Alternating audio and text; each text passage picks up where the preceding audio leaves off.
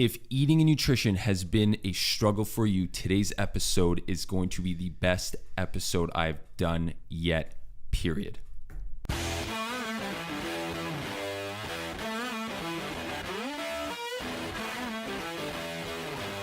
Hey everybody, welcome to episode 25 of the Foundation First Fitness Show with Bob Owen. My guest today is a superstar nutritionist from Montreal. She's the founder and owner of Motive Nutrition, and over the past few years, she has helped literally thousands of people change their health, improve their health, change their eating, get them on better eating plans and mindset on eating through nutrition and mindfulness. She is literally the only person that I've referred clients to over the past few years, and we are going to pick her brain and get as much knowledge as we can out of her today. So Vanessa, thank you very much for letting me be here today. I know I'm at your office, so I'm usually at mine, but I'm at yours today. So, let's start off by telling everyone a little bit about you, your journey, how you got here type of thing. So. Well, thank you. I'm so excited to be on this podcast. I started my journey, I have to say my journey started with food. My journey with food, I have been blessed to have been born into a family that had a very strong food culture, that viewed food in a very positive light. And I say that because I recognize today how not everybody has been as fortunate as I was. A lot of people today don't grow up with a strong food culture. They grow up in a strong diet culture. And we could talk a bit maybe about the difference between those two.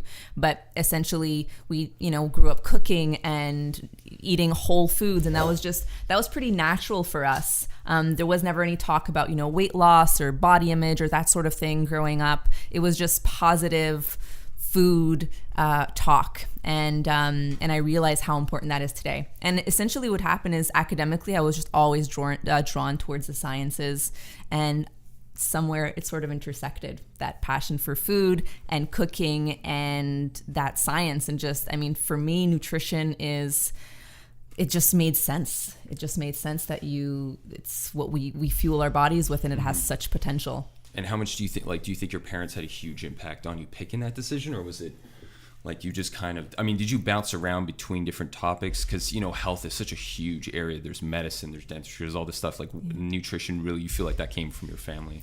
The nutrition came, I'll be completely honest, when I was running through programs, when I was applying to university, I knew I wanted to work in health. The other area in health that I don't think I've ever shared this before, but the other thing I was interested in was optometry, really? Was just eye science. And that's just because it hit close to home, just because my father was diagnosed with macular degeneration quite young. And so He's been legally blind for a very long time. And so that was something that always interested me, and I wanted to sort of make a difference that way. But I just turned out to be more drawn towards food and nutrition. And awesome. Yeah.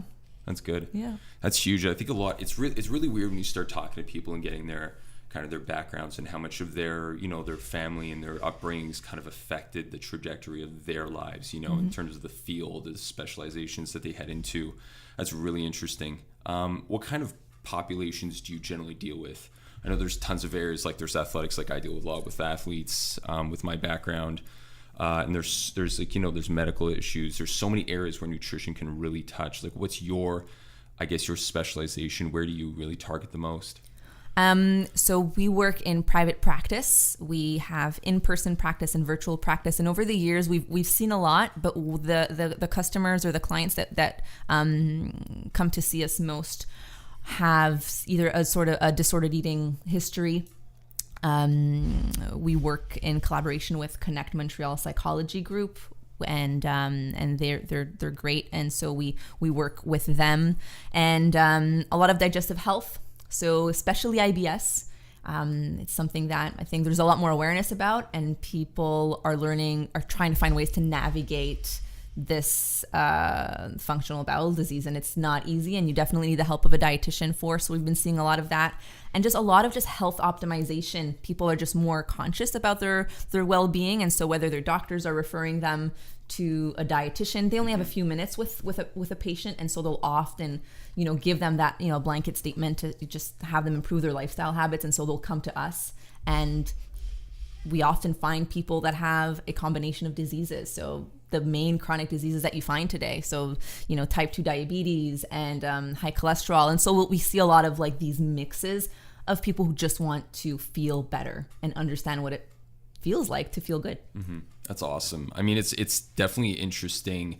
When we generally think of nutrition, the first thing we think about is, like just dumping the junk food in our house and just eating more vegetables and stuff like that. But I know there is a lot of stuff, and you brought it up just now, that there's a lot of different diseases that are really highly impacted by or medical conditions that are highly impacted by nutrition. So it's really interesting to kind of see that side. What is the biggest issue? What is the most common issue you've dealt with your clients in terms of eating or issues that you've seen? I will say what people think they struggle with and what they really struggle with. So people think they struggle with willpower. Really? Yes. So they think they struggle with willpower. They think they struggle with willpower. So they'll come into the office and they'll say, I want to eat well, but I can't stick to it long term, or I'll give up after a couple of days. And using the willpower as sort of like a scapegoat. Like we've always been told, like we're not, perfect enough, good enough. So something must be wrong with us. But when you look at just habit change, in order to change a habit, which is what these people are trying to do. Mm-hmm. When you want to change a habit, you need to look at a routine, a ritual, and there's usually a trigger, then there's a response, and there's a reward. That's basically the cycle of a habit. And people just fall into these unhealthy patterns. And what you have to really do is just look at these things and try to break that down. So let's say I feel sad. That's my trigger. My usual routine is to go to the fridge, open the door, and then I'll eat the food, and that'll be my reward. So if you really look at things, and this a great book that I pull a lot of this from is The Power of Habit. So that's a great recommendation. Who's that from? Who's the book by? Oh my goodness. I feel like I've read that, or I feel like I've seen that.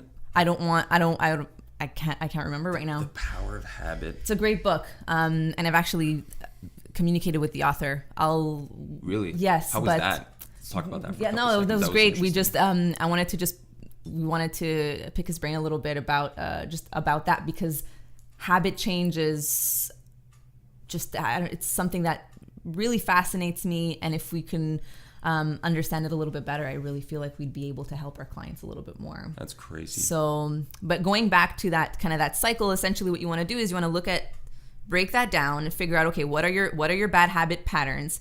And the problem isn't the fact that you're feeling sad. The problem, the problem isn't the fact that you're looking to ease the discomfort with food, because that's something that you've kind of fallen into. We just have to look at the ritual and create something new. So instead of feeling sad going to the fridge, we break that cycle and we find a new routine. We feel sad, we go outside and we hit the pavement and we go for a walk. Mm-hmm. And you do that more and more and more times, and essentially you can rewire your brain to kind of create a new habit. That's really how you do it.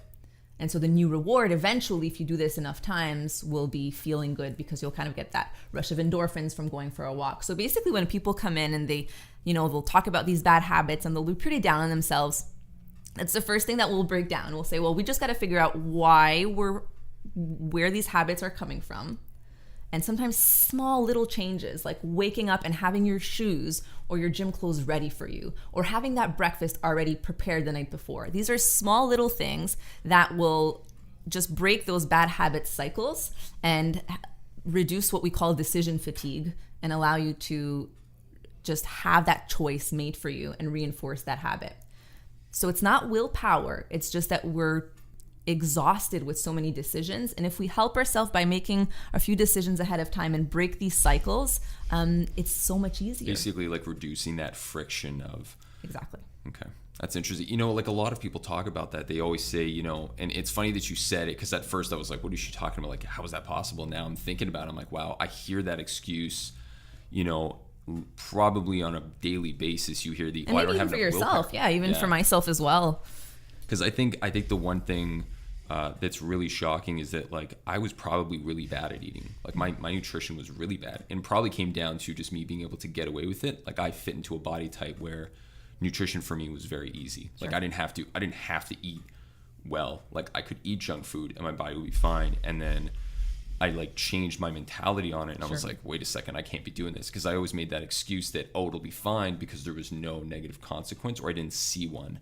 And now I'm seeing how I've been like kind of recreating that pattern and recreating the habits and kind of forming nice habits. That's really interesting. I didn't even think of that. That's pretty cool. That's not to say though that you don't need the willingness though.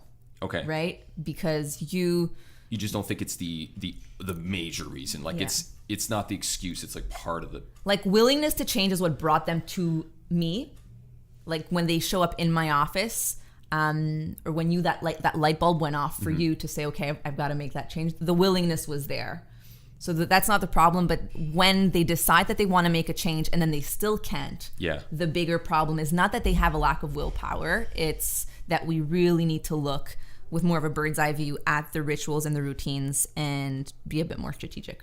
Okay. Yeah. It's interesting. Tell me about mindfulness, because I know you talk a lot about it. I did some research on you. I did a little bit of research. I know you. I don't know why I'm saying research, but I've looked at some of your stuff. I've been following you on Instagram, and we're going to get to that because she literally, you're killing it. Oh, geez. Like, thanks. I don't know if I've told you this, but I think I was like, when I saw it, I was like, I think I remember asking you at one point, you said that you had done all this stuff yourself. And I remember, I think I was with a client our client had just walked in, and I literally just turned the phone. It was a pro hockey player, and I showed it to him. Like, she's literally doing all the editing. I'm like, blew my mind. I think it was pacing for like 20 minutes, just trying to like, wow. Like, that must have been before the baby. I don't even know. Actually, I think it was after. I was still pretty impressed, because I was like, man, you're juggling a lot. It was a lot. So talk to me about mindfulness, because I see it a lot in your stuff, and I know it's there's a lot of shift in what people are talking about in health, but I think mindfulness in the way you eat is huge, and you talk about it, and I think you're really carving out like kind of a really interesting niche for yourself in that mindfulness and how we view eating and how we view ourselves and stuff like that. So like, shed some light on that. Sure. So people are always interested because it almost sounds, with what I just finished talking about, which sounded very automated and strategic. Mindfulness is sort of being guided by just trying to be guided by the moment and your intuition, and they're almost like two opposing concepts, and I think that's where our approach is interesting, is that we really believe at Motive Nutrition that you need to combine the two. And so mindfulness is essentially maintaining moment-to-moment awareness of the present moment without judgment. I call it trying to get in the zone and try to stay in the zone. So essentially, and this is no matter where you are, so I could give this example for your listeners who are, and you can probably agree with me or let me know if I'm on the right track here, but when you're training and you're in the zone, meaning you're focused and your mind is not on what happened last night, not on what you've got to do later. It's actually focused on where you are right now. You're able to better engage your muscles. You're probably able to perform better. You'll just get a better outcome. If you're in that zone. And so 100%. It's the same concept. Mindfulness is just this broad idea of just trying to stay present. And it's great for a multitude of things, from stress reduction to just increasing your satisfaction in life. And you can apply it to everything that you do. And mindful eating is essentially mindfulness applied to the eating experience. And so sometimes people think mindful eating is really only about savoring your food and being present during the eating experience, which it is. It's a huge part of it. So essentially, when you're eating, I want nothing else to matter. I don't want you to be on your phone. I don't want you to be watching the news. I want you to be really present as best as possible. I mean, hashtag, I'm literally eating real while life I'm driving. But I think if people can just reduce that by a little bit, right? If we go a gradual approach, they'll see such a significant change. And because people often report having a hard time feeling full, but it's not that they're trying to be fulfilled, and because they aren't present and gaining as much satisfaction from their food, they need more later. So the idea with mindful eating is to be so present that you really get to maximize the satisfaction that meal can bring you. And so you're not looking for quantity, you could become a qualitarian. It's like improving the relationship between you and that meal. Exactly. Sort of thing. Wow, that's really interesting. I never thought of it that way. Now you caught me. I'm really busy, but I probably should be carving out more time to kind of like, be a little bit more mindful, because either I'm not paying attention to what I'm doing on the road or I'm not paying attention to my meals. So I drink shakes in the morning, so I'm not, guys. I'm not driving with like a fork and a knife in my hand. Tell me. So let's say a listener out there is listening and is really interested to start making some changes. What is the first thing they should be doing? Like, what's the first step to kind of get them away from kind of getting into that cycle, like you mentioned before, of like falling back and forth into this kind of vicious cycle of always getting in and out of it? Is there some things that you would say to start with? Is there like a step-by-step process? Let's go with three suggestions for you guys. So the first thing that you can do, this is more of a strategic approach that kind of touches on kind of the reducing the decision fatigue that we talked about when it comes to food. And if you do follow me at all, then you know I'm a huge advocate for this, but meal prep. So meal prep is one of these things where you dedicate 1 hour of time. That's all I'm asking you to do. Take 1 hour, carve it out of your week, and AMRAP your meal prep. All right. So AMRAPing is essentially that concept of doing as much as you can in a certain period of time. So put the clock on for an hour, get in the zone, focus on meal prep, and just bang out as much food as you possibly can. And the beauty of that is it doesn't have to be like we sometimes see. We don't need to be making 75 identical meals. Even if you just manage to make some sweet potato, a bit of shredded chicken, wash some greens, then you'll be able to mix and match the meals for the week. And so for those days that you do come home and you're completely exhausted, that decision's already been made for you. So you can open the fridge and you will not fall into that bad pattern. You're kind of breaking that before it starts. That's it. Right. So that's one thing that you want to do, is try to do a little bit of meal prep. It will save you so much time. And number 2, slow down when you're eating. Slowing down is a simple way for people to ease into the mindful eating experience. So I found it very difficult. People, their phones are it's like the extension of our hands today. And so I found it difficult, and people find it difficult to admit that, Vanessa, I'm not able to part with my phone when I eat. And so in the least, I'll say, okay, just set the timer on the clock and try to make your meal last at least 15 to 20 minutes before you're done. And so it forces them to slow down. And essentially what the goal here is to, obviously when you're slowing down, you're taking smaller bites. When you're taking smaller bites, there's a heightened sensory experience. So there's more satisfaction that way. And your body has better time to register hunger and fullness. So your body registers the fact that you've eaten many different ways. There's like pressure receptors in the stomach, there's blood sugar rises. So those are all ways that your brain can sort of understand that, okay, she's just eaten, so she can slow down now. But people eat so fast now that they can go beyond that because their brain just hasn't had time to catch up with their stomach. Okay. So slowing down is a really easy thing that everybody can do. And a third tip that I can give you guys, maybe motivation-wise. Okay. Go for it. Sure. Because I really like your motivational stuff. So, and this is just something that I try to remind people, is that people often chase the secret to staying motivated when it comes to eating well. And the real secret is motivation just comes and goes. So prepare yourself right away, right out of the gate. If you're ready, if you're willing to make a big change in your life and your eating habits, get ready for motivation to fade. And make sure that you have these small rituals and routines that you can rely on to keep you going. When you do that, when you stick to those little routines, the momentum will build again and the motivation will come back. And that's the cycle that you're looking for. Okay. What about sorry. No, go for it. I was going to say, if you can go back to that, you said meal prep. Meal prep is probably, and I know, I think this is, I'm only saying this because I know I'm going to be using this as an excuse and going like, outside of like, maybe a handful of things, I really like, how do you know what foods to mix? Like, is there something that you like, is there a resource that you follow that helps you do that, or is there a resource that you have that everyone who's listening can have access to, or they can see you for? Sure. Well, when it comes to meal prep, that is the bulk of my social media content. My YouTube content is around meal prep. So if you guys have any questions at all, I have some tutorials on there and some step-by-steps and meal prep for beginners. Basically, what I recommend is when you're trying to build a balanced meal, you want to follow what I call the rule of 3. So you want to build your 3 macros into your meals. So carbs, proteins, and fats. We're not going to talk about foods. Whatever lifestyle you follow, you can build a balanced meal based on that. Okay. And so that's the idea. So 3 macros and 3 colors. So carbs, proteins, fat, and then you need a bunch of colors, which you'll get from fruits and veggies. So the idea there, it's a really simplistic way, but it's a simple way to really make sure that your meals are super balanced and high nutrient density. And what you want to do when it comes to meal prep one of each. So if you prep 1 starch on your weekend, 1 protein, and 2 or 3 colorful vegetables, then you will have the foundation to build these balanced meals during the week. So I'll go back to, if you want to cook some starch on the weekend, quinoa is a really easy one. I love roasted sweet potatoes. And I've really been going hard on the sweet potatoes. Yeah, so you can do that. And then if you go back to the shredded chicken, you could even just throw that into a crock pot if you want, or it's the summertime, so you can grill that up.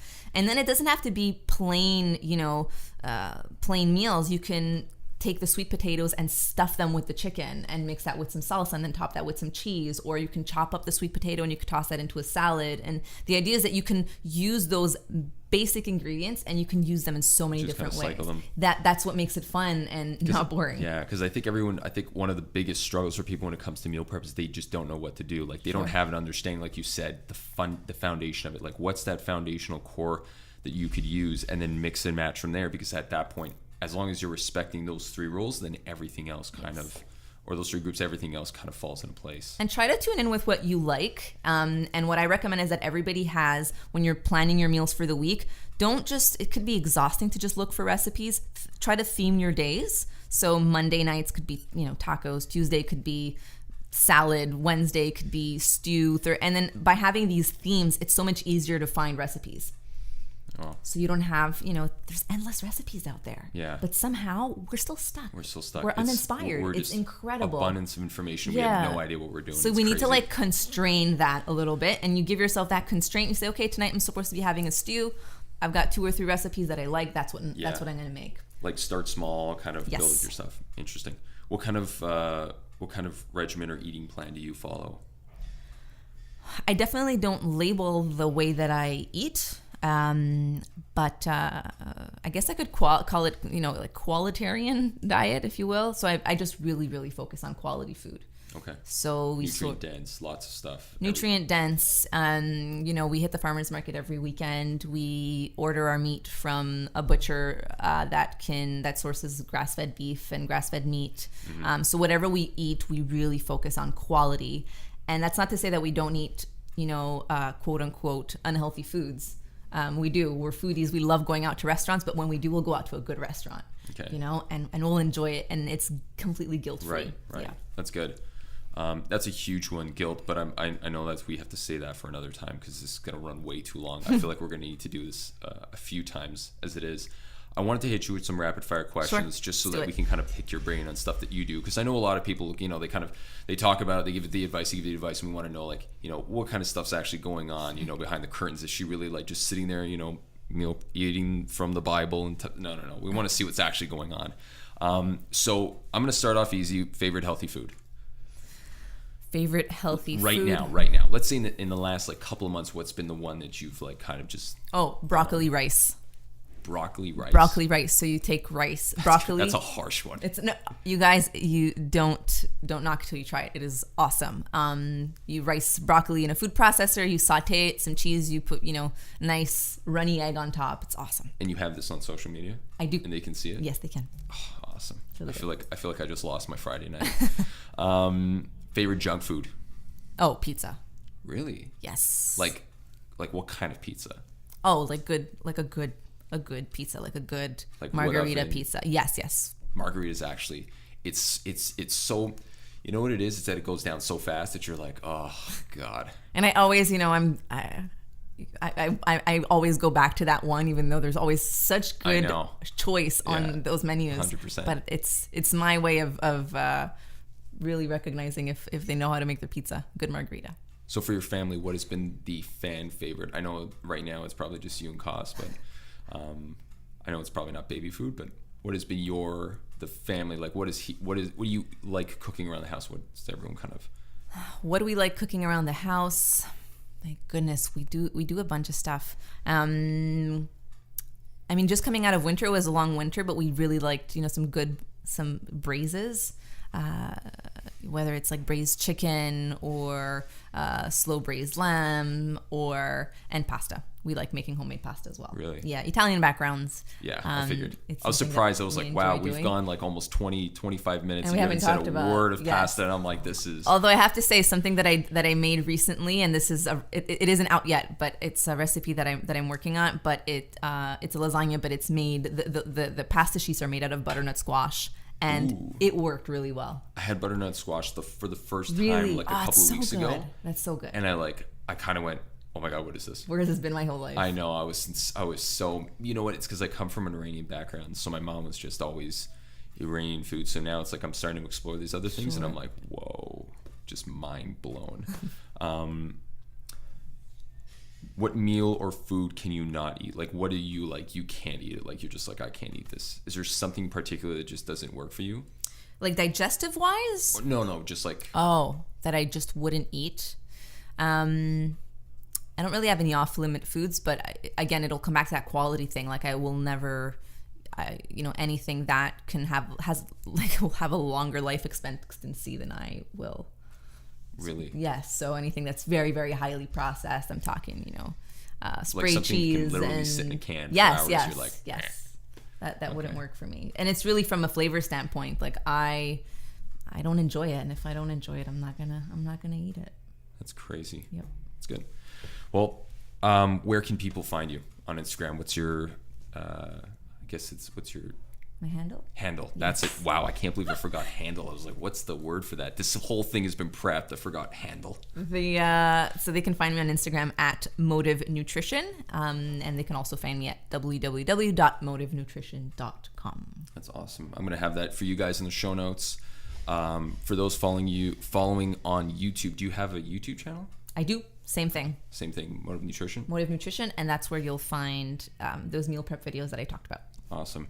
Guys, this has probably been and probably will be one of the most exciting and information-packed podcasts or shows that I'm going to be putting on.